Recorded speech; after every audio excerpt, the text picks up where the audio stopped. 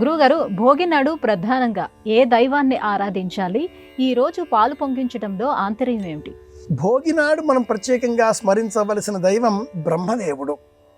ధరసింహాసనమై నభంబు గొడుగై తద్దేవతలు భృచులై పరమాంనాయములెల్లా వందిగణమై ఇలాంటి పద్యములు శ్లోకములు చిన్నారి బాలబాలికల చేత పఠింపజేస్తూ పూర్వకాలంలో గురువులు ఒక్కొక్క వీధికి ఒక్కొక్క గ్రామానికి వెళ్ళి అక్కడ ఉండేటటువంటి గ్రామ పెద్దలను సంప్రదింపులతో వారితో మాట్లాడుతూ పిల్లలు చెప్పేటటువంటి ఈ పద్యాలు శ్లోకాలు విని ఆ పెద్దలు సంతోషించి వారు తమ ఆనందాన్ని వ్యక్తపరిచే సమయంలో పిల్లలకు చాలు పప్పు బెల్లాలు, అయ్యవారికి చాలు 5 వరహాలు అంటూ నారాయణ నామస్మరణంతో ఇలా విజయం చేయడం, విల్లంబులు చేతబట్టడం అనే సంప్రదాయాలను పాటించేటటువంటి వారు.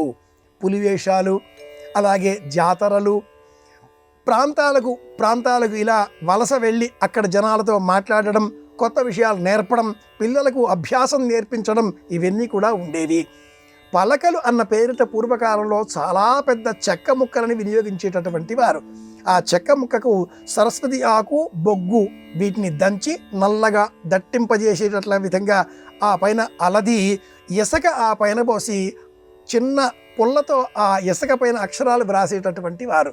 మళ్ళీ ఆ ఇసుకని చిన్న కాగితం పొట్లంలో భద్రపరుచుకొని మరుసటి నాడు మళ్ళీ వ్రాసేటటువంటి వారు. ఈ ఆచారాలన్నీ ఎందుకొరకు కనుమరుగైపోయాయి? కొత్తగా వచ్చేస్తున్న ప్రపంచం కాబట్టి ఎందుకొరకు అన్నప్పుడు ఈ ప్రపంచానికి మూల సూత్రం ఒక ధర్మం, అది దైవం.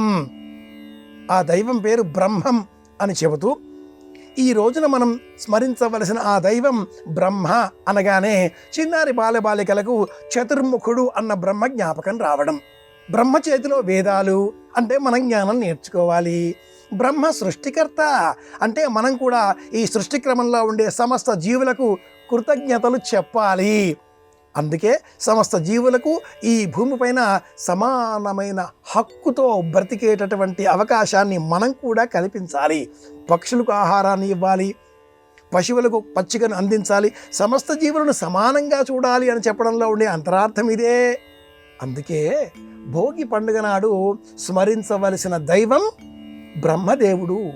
వాకిలిలో వేసే రంగవల్లికలలో కూడా ఈ భోగినాడు వేసేటటువంటి రంగవల్లికలు చుక్కల ముగ్గులతో ముడిపడి ఉంటాయి. ఇది ప్రత్యేకం.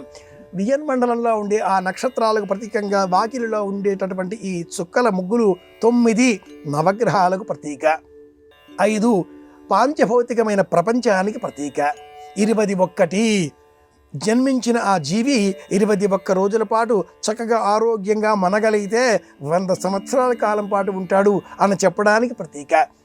ప్రతి చుక్కల ముగ్గులో కూడా ఇంత అంతరార్థం ఉంది. ఇది వెయ్యవలసిన రోజు భోగి, అర్చించవలసిన ఆ దైవం బ్రహ్మదేవుడు. ఇది విషయం.